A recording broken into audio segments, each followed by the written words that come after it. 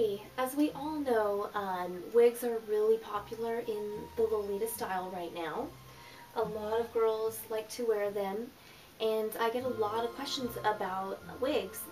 So tonight I'm going to talk a little bit about wigs, some basic information, care, maintenance, a little bit of styling, and I will show you how to do your wig like I'm wearing mine tonight.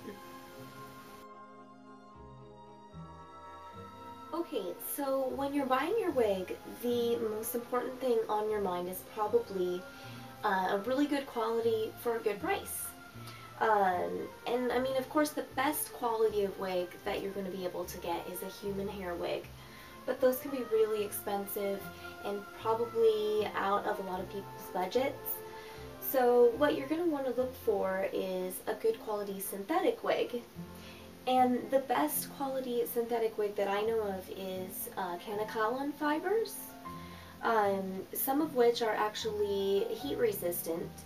You can use heat tools with them, but unless your wig specifically states that it is heat resistant and you can use heat tools with it, do not use any heat tools on your wig because it will melt it and you will not be happy about it. But when you buy your wig, most likely it's going to come in some kind of a bag, a padded envelope, a small box, something like that. And when you open it, it's going to be wrapped in a really thin nylon net. This helps to keep all of the wig fibers in place and keeps it from getting frizzy, which is exactly what you don't want to happen. When you take your wig out, take it out carefully. And what you're looking for with a good wig is a wig that's really pretty thick. If it's really thin, there's not a lot of hair on it, it's probably not as good a quality. It also doesn't want to be really shiny. The fiber should be nice and smooth. When you get the wig and you first take it out of the bag, you want to shake it gently. If you have a lot of curls in the wig, you really just want to try to finger comb through it. If you try to brush the wig out, you're going to make it get really frizzy. So you don't want that to happen. And it'll also make you lose some of the curls if you have a wig with curls. Most wigs have adjustable straps on the inside of the cap. They kind of look similar to like bra straps, but you can use the hook and you can hook onto the base back behind the nape of your neck, and you can adjust how tight the wig is on you. So if you have a small head, then that'll work for you. Now, before you put on the wig that you just bought, unless your wig came with it, you're going to want to get a wig cap. This is what you put over your hair to keep it all in place. What you want to do is you want to pin your hair up so that it's flat along your scalp. You can break it into sections and pin the sections down or clip them down, and then you're going to want to use the wig cap to basically go over all of that, and it stretches over your head and it keeps everything in place. I've found that the best wig caps that work for Lolita are mesh wig caps, the ones that have, it's kind of like a netting. Those work a lot better only because in Lolita, a lot of the time we're using hair falls, and they're usually clip-on. So the teeth of the hair falls sticks a lot better into the mesh wig cap than it would into one of the nylon ones. Those ones tend to slide off and slide back with the weight of the clip-on falls. Whereas with the mesh one, the teeth kind of grab into it, and it holds and it stays in place a lot better for a lot longer. And to me, it also seems like it's a lot cooler to wear. So those are more comfortable. Okay, now once you've gotten your wig, you want to keep it in good condition. So there's a few things that you need to know in order to keep your wig from becoming a frizzy mess. The first thing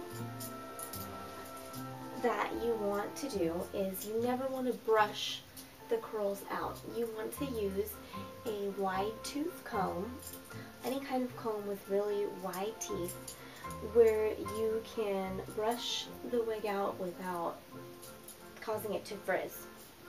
And what you want to do is you want to gently comb the wig, and you want to work from the bottom up to the top. You always want to start at the bottom and gently work up to the top. And don't pull on it or anything. Just really gently brush it out. You can brush out each individual curl so that you can keep it from getting tangled and still keep the curliness. And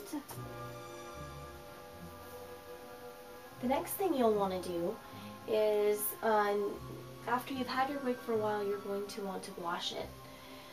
What you want to do is you want to fill up a bowl or your sink with some room temperature water, not too hot, and you can put some baby shampoo into the water, maybe about a tablespoon, and then you can put the wig into the water, kind of swirl it around, take it out, gently squeeze it out, lay it out on a towel to dry. Don't brush it when it's wet, wait till it's completely dry, and then, like I said, brush it with the comb from the top to the bottom. Now, one of the styles that's really popular in Lolita right now is to use hair balls, which are basically clip-on ponytails. And there's a couple of easy ways that I know of to do it. The easiest way is just to take a long wig, like this one here. This one is kind of old and ratty, so I've had it for a couple years. But all that you'll do is you'll take a long wig, whatever length that you'd like, take the hair balls, and just clip them on to either side of the wig as high or as low as you would like. And that's really the easiest thing that you can do.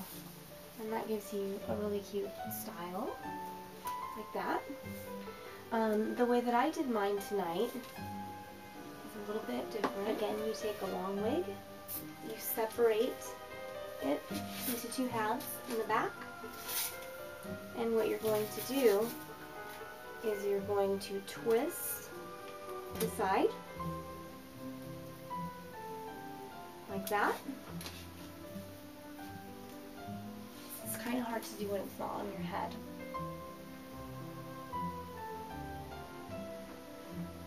You can twist this,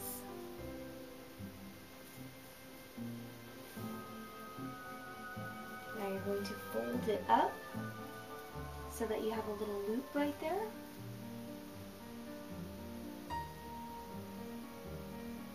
Clip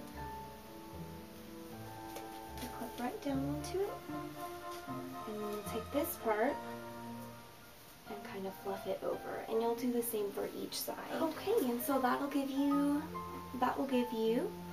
two nice big ponytails, and then you can